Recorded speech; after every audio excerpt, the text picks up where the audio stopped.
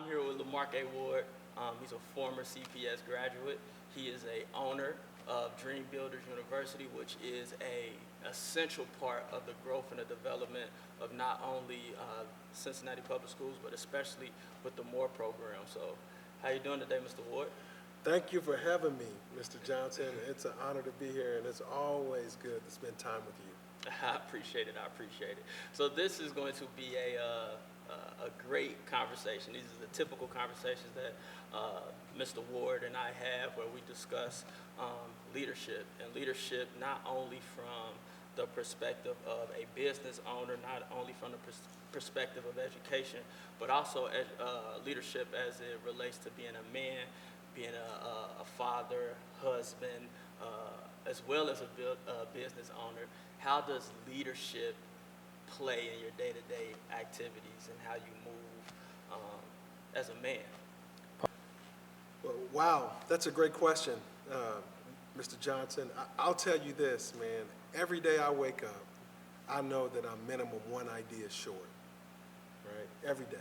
And so I believe that it's my job with everything that I do to work to close those gaps so I can become a trusted leader. So in leadership, there's always where you are and where you need to be. And so as a leader, I don't believe I'll ever get there in my lifetime.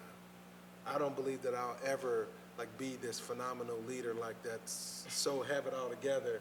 So instead of me trying to pretend like I got it all together, I focus on the gaps and closing those leadership gaps with the books I read, the podcasts, the people I spend time with, asking the tough questions, who do I need to become, so people will want to follow me. And so that's kind of my space. I'm not sure if that's the answer. I'm not giving you a concrete answer, but I'm giving you a concrete mentality that leaders aren't born, they're made. But I don't think you give yourself enough credit. And the reason why I say that is because individuals from where we're from, the inner city, individuals like yourself, growing up in the projects of Millville, as well as being a high school star, a college basketball star, leadership is something that you have had to always embody. There's no way that you make it from the areas that you made it from and to be in the position that you are now. So how did your leadership keep you away from going left instead of right, on the right track? Yeah, so I think the reality of it is I was extremely fortunate. I'm not sure if I was a good leader at that time, but I had some people who believed in me, and I believed in what they were saying enough to just continue moving forward in my personal process.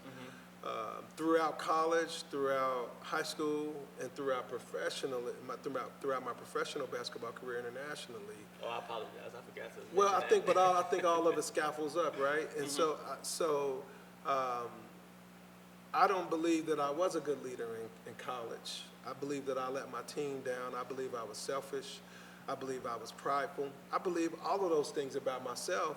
But I'm thankful for the time and the lessons to be able to look back and then learn from those leadership blunders because you had to figure it out on the fly, right? And so being a young black male trying to figure out what is leadership, what is it just me having a title? Is it, I'm bigger than everybody, I'm in charge, I'm stronger than everybody?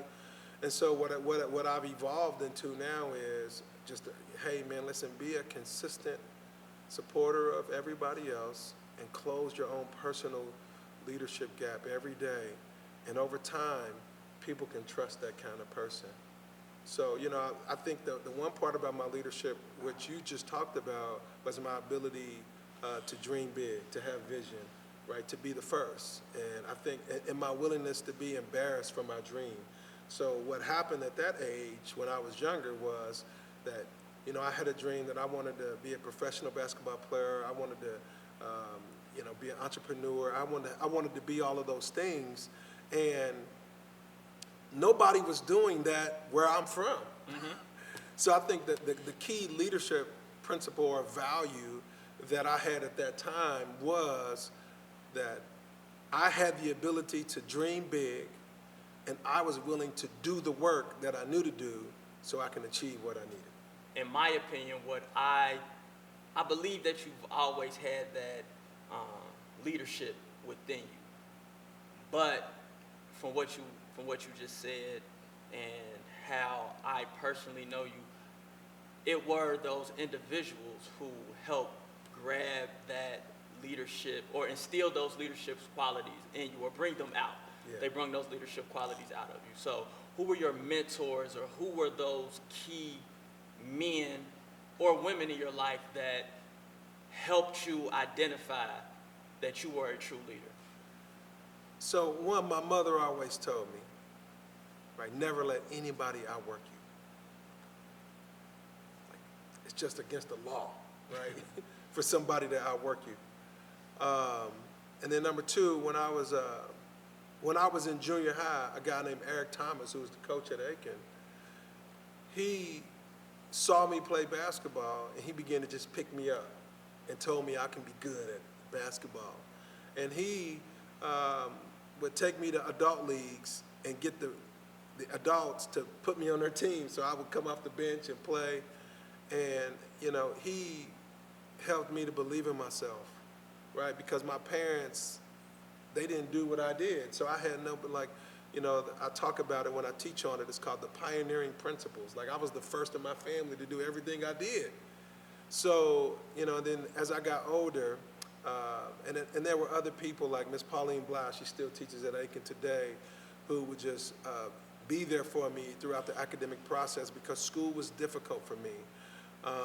And then as I got older in college, I was kind of alone, but then as I got older again into my 20s, then other people began to show up and to help me believe in myself and challenge me on my confidence and my ability to recognize my gifts and my talents so I can make an impact on the world. And then finally, it was my wife. You know, my wife believed in me. You know, we've been married now for 19 years, and I know without a shadow of a doubt that it's no way that I would be the man that I am, right, without my wife. And so, you know, it's just been a collective of people from, you know, million-dollar CEOs that nobody even knew were investing in me, all the way up from my guys in the hood who were in the streets, but they wouldn't let me be in the streets, and they would just continue to just, you know, fan the flames of my hopes so I could make it out. And, you know, so it's a lot of people. I couldn't even name them all if I tried. So as a father with sons, how do you resemble the type of leader that you want them to eventually be? You know, my aunt, she's a doctor. She lives in Pennsylvania. She said something to me that was brilliant years ago. She said, every child doesn't get the same parent.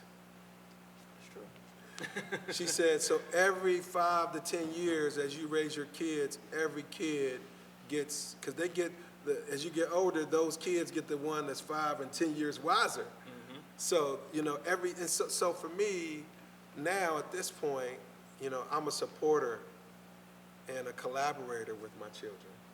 And the stuff that I used to fuss about with the older group, now, you know, I'm willing, you know, I'm letting them take some lumps with the younger group. And I trust that it'll all work out. And so, you know, the things that I used to fuss about now, we just have conversations, and I want to teach them and model them, you know, that kind of wisdom. So for my sons now, you know, my son, he's a 25-year-old, he's a truck driver now. His wife is in California. They're doing well. She's finishing up her bachelor's degree. And I'm amazed at the husband my son is. At 25, he's a much better 25-year-old than I was. And every time I talk to my daughter-in-law and I get to see him interact with her, I'm extremely thankful. And so just investing in them and encouraging them and letting them know how far further along that they are than I was, and for them to continue to keep going on the road. That's kind of how I lead with them now. I have a question, and in my opinion, it's kind of difficult. Um, is leadership difficult? And when I ask that, because I think at certain levels, people think that in order to be a good leader is that you don't make mistakes or that you're perfect. So my question to you is leadership difficult, and do you have to have a level of I don't care in order to be a good leader? So one, yes, leadership is difficult, right? It should be, Why do you think that? because leadership, it is, they say that the introvert influences over 10,000 people in their lifetime, the most introverted person. And so in reference to that, so the rest of us have so many people who just based upon what we do, the things we say, we tell them this is right, this is wrong, this is okay to do this. So leadership should be difficult, right? But then now there's the reality of leadership where, where perfection is a myth. And so you have to make peace with your own imperfections and earn the grace that's required in leadership from people because you extend it as well. So for me, I'm completely aware that I live in a glass house, right? I mean, I own a company, I'm a pastor, I lead a company in another state. We have teams of people that work with us. And so I had to make peace with myself, and I had to learn how to be able to say, hey, I'm sorry. I'm sorry I disappointed you. I wanted to, it wasn't my intention to let you down, but I'm here now. How can we move forward? And so it's just, everybody can't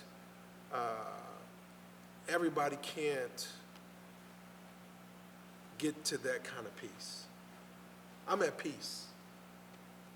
Yeah, I know I'm going to let people down all the time, but if they give me a chance, if they just answer the phone, or if they meet me for lunch, I'll do everything in my power to make it right.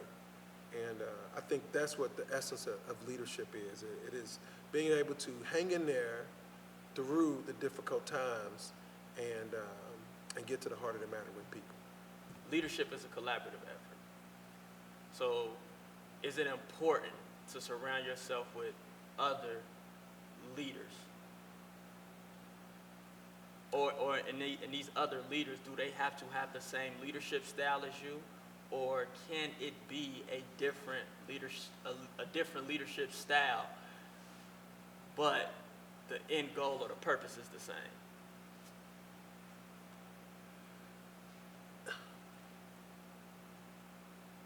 I think in today's times, we are extremely critical of each other. And I don't look for what people don't do well. I look for what they do well. Mm-hmm. And my job is to, it's really simple, strengths-based leadership. So pull out the best in them, and then we can fill the gaps with other leaders in different areas. And so it's not my job to make you feel insufficient. And it's my job to lift you up with your strengths, your gifts and your talents, and then activate those at a level to where even when with the gaps that you have, you look so good doing what you do well, it doesn't even matter. Now, when we put the team together and we all do that really, really well, nobody even pays attention to what we don't do well. And so the other thing in leadership is the courage to curate your circle. We have a saying that I've learned years ago from some business leaders. Your net worth is equivalent to your 5 closest friends.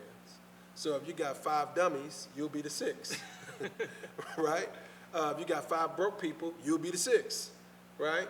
And so for me, I'm really, really, I'll take time to call. I've called people personally when I've seen them leaning into my circle consistently and say, hey, listen, if you can't tell me I'm crazy, you can't be that close to me. I have enough yes people that close to me, so I need people who can tell me I'm tripping.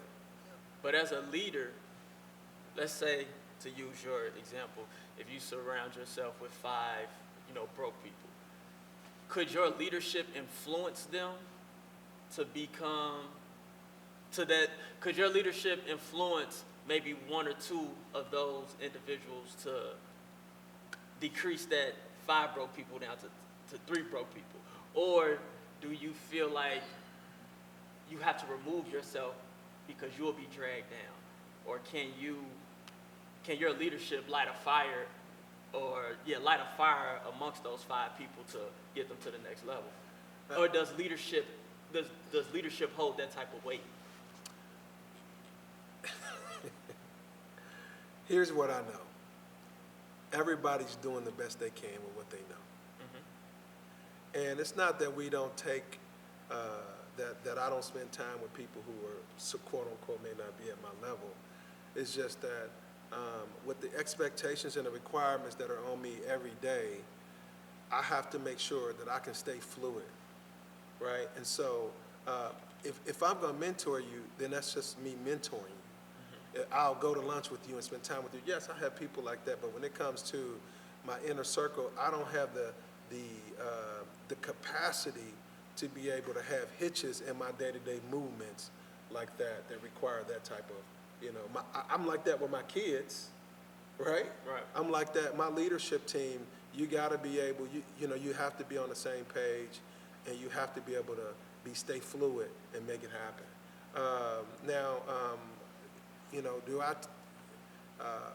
Let me step back one second. Is that all right if I step back a second? So, because I don't want anybody to believe like if somebody's not on my level, I don't deal with them, and you know me Right. much more better than that. But what you do have to do as a leader is you do have to protect your space, your time. I tell people that I'll give you $20 before I give you 20 minutes. I can get another $20 bill. I can't get the 20 minutes back. And so I'm intentional to that type of, intensely intentional about my efforts and how I spend my efforts and time. And so I just want people to know that. And then the other part is I'm okay with who you are, right? So, nobody's getting lucky. Everybody is doing exactly what they want to do. If you wanted to do something different, if you want to be better at it, then you will go acquire a new skill, go read a new book, watch a YouTube video, whatever it is. And so when you get inspired like that, you get somebody like me, you get my attention. One of the things, a quote that I live by is, passion is the invisible energy that attracts the supporting cast that helps pull you to your destiny.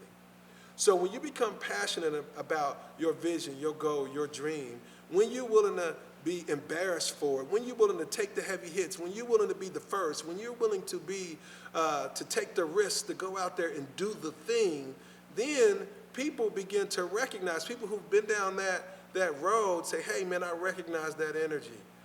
Let me help them out. And so we leave nobody behind, but the question is, right, are you leaving yourself behind with your own lack of belief, lack of preparation, and lack of resolve? First one. The first question I have, and I want you to start giving yourself more credit because you're a great leader, a great mentor, a great friend. Your trials and tribulations have caused for you to develop and grow your leadership abilities to the point where it's at. So my question for you is, do you feel like you was thrown into leadership, or did you have an aha moment where you was like, yeah, I'm a leader.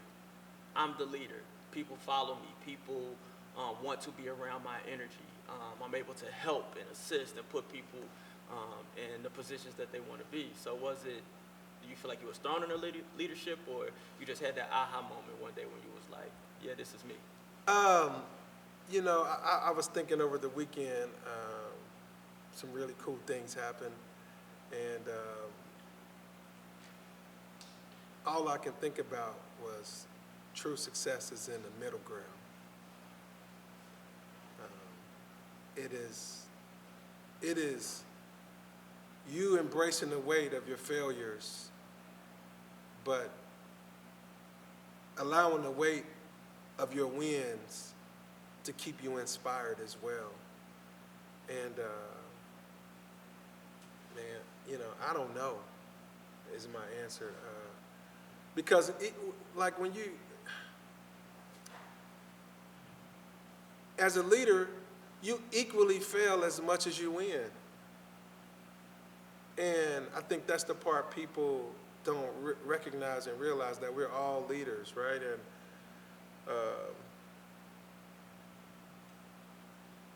I let people down every day. And so I don't know, man. I don't know how to answer the question, honestly. You know, I think my leadership is what I've become has been required for me to accept and become who I need to become to move humanity forward, and who I'm becoming. So I think that's how I would answer that question. To the teenage young man right now who is struggling with, maybe struggling with acceptance, maybe struggling with his leadership, what are some encouraging words or an encouraging quote that you can deliver to our young men in our communities, or nationwide or worldwide, that can help them embrace their leadership and accept it? There is no free lunch.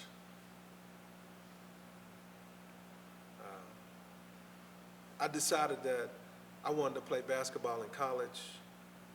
My mom, she took every dime she had, paid my uncle and his wife to drive me to Kalamazoo, Michigan for a weekend, paid for that, spent every dime she had. We ran out of money on the trip.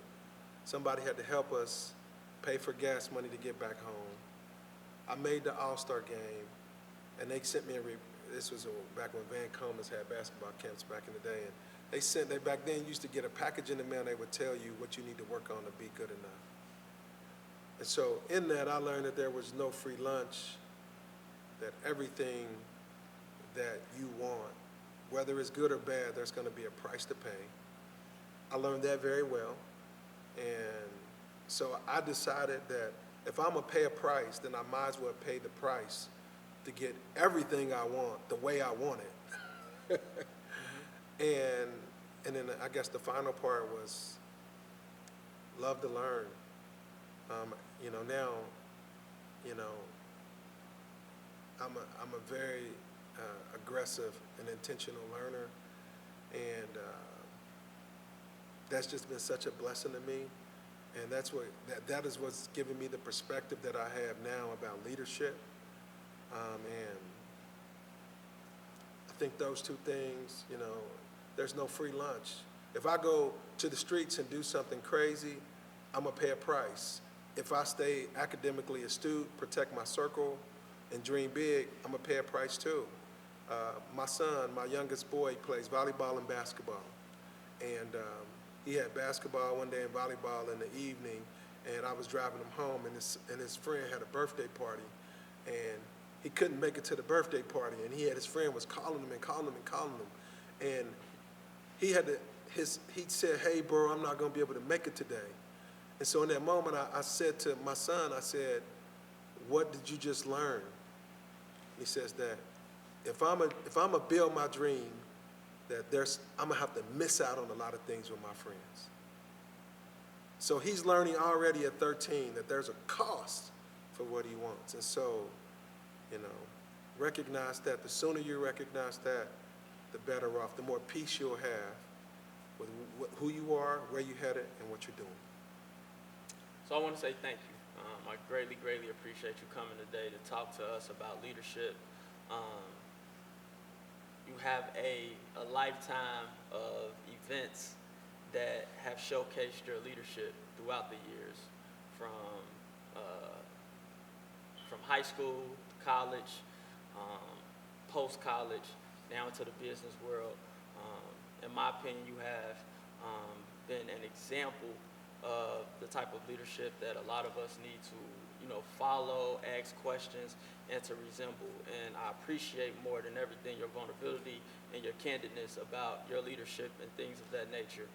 So once again, I want to thank you, Mr. M.O.R.E Ward, for attending today's More Meaningful Conversations. We will be back next month with another conversation with another great individual. Thank you.